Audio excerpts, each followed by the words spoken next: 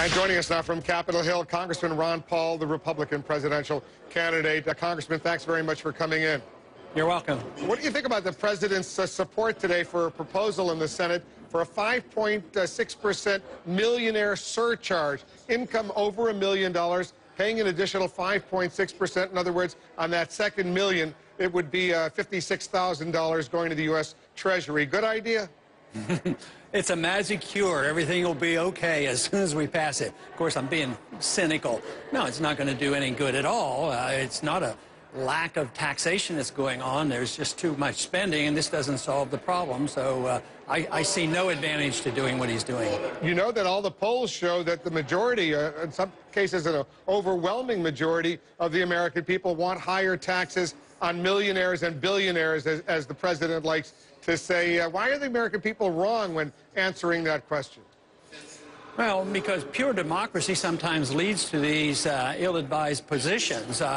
You know, when there's a war propaganda going on and they beat the war drums and everybody says 75% of people want us to go to war, and then after 10 years they're sick and tired of it, doesn't mean it was right when 75% said something. This is the danger of pure democracy, when you demagogue and you attack somebody and say that we have to attack the wealthy.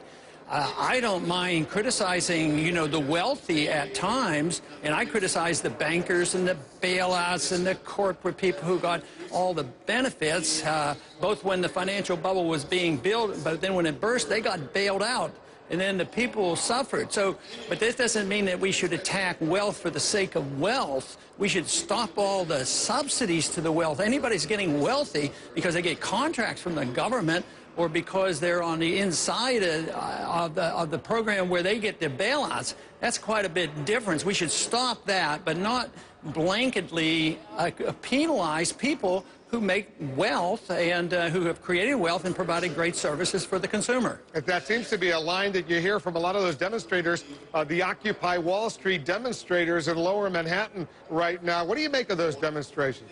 Well, it's hard to tell because we don't know where they're coming from, and I think it is going to be a mixed bag. And this is something I've predicted for many years, because I said that what would happen is eventually we would destroy our economy, jobs would go overseas, we would have inflation, and we've encouraged people to be very dependent. Both the wealthy and the entitlement system means that people believe they have rights to certain things from their neighbor or from their government. But when the pie shrinks, there's going to be a lot of anger. So my guess would be that there's a lot of people out there, some complaining about paying the bills and some who are scared to death they're not going to get it. But this is, you know, a symptomatic thing that we're seeing. It doesn't address the problem. Why do we have business booms, and why do we have recessions and depressions, and why do we have inflation? So unfortunately, this doesn't give us the answer, but I think it tells you something about the depth of the concern about the people in this country, something that I've tried to talk about for quite a few decades. I spoke with a whole bunch of people about this issue, this Occupy Wall Street demonstrations, but I want you to listen to what one of your presidential rivals, Herman Cain, told the Wall Street Journal about what's going on with these demonstrators in New York. Listen to this.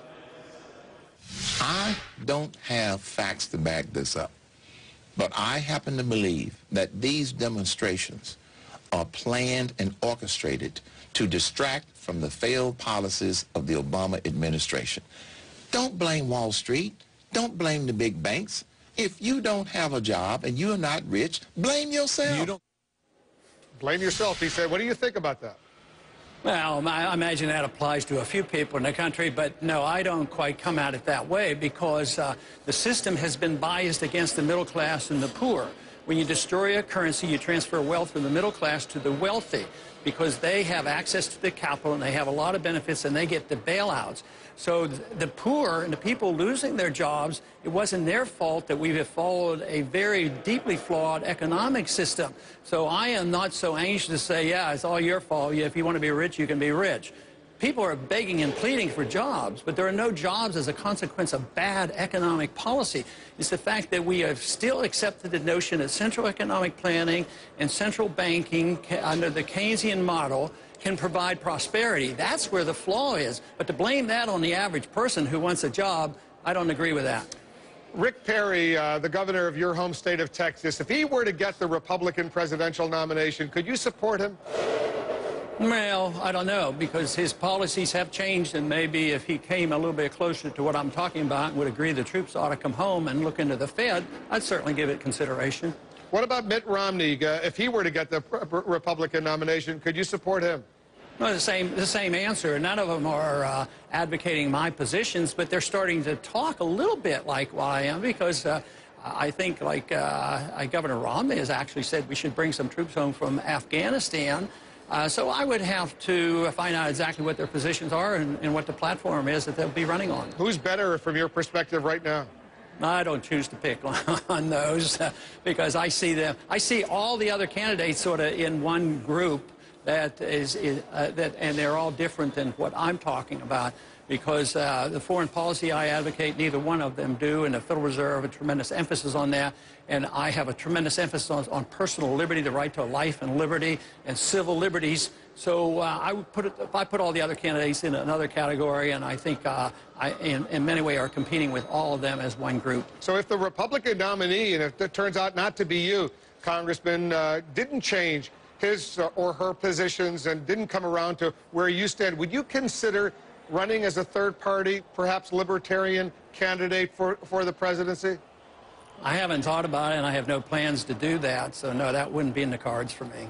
Not in the cards for you. All right, let me move on and ask you about Newt Gingrich. He's running for the Republican nomination as well. He was here in the Situation Room yesterday, and he strongly disagrees with you when it comes to President Obama's decision to order the killing of Anwar al-Awlaki in Yemen. Now, listen to what the former speaker told me. The fact is, Congressman Paul's wrong about the law. He's wrong about the Constitution. And the president was exactly right legally, and he was exactly right morally in killing somebody who was a threat to everybody. All right, so go ahead and respond to Newt Gingrich. I'd ask him to read the Fifth Amendment.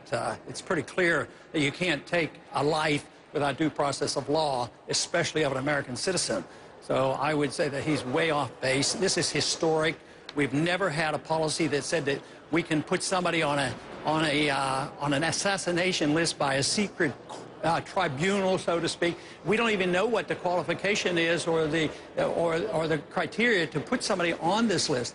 I think this is a most dangerous precedent, and respect for the Constitution and the rule of law needs to be looked at, because I think we have lost a lot of it. I consider this one of the most dangerous things that we have done, and this president has done it in the opening. He announced this policy in February of last year. I gave a speech on the House floor shortly thereafter advising how dangerous this was, and this means that we have very much violated the whole concept of the rule of law.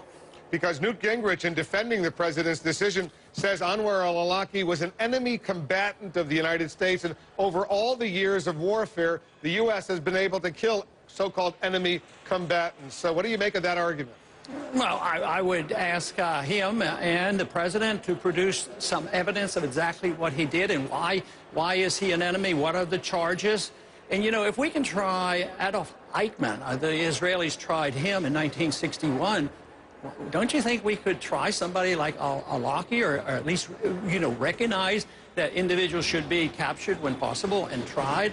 But this enemy combatant, anybody can, you know, the word I think has already been used is that he was a threat. I think Gingrich used that word, a threat.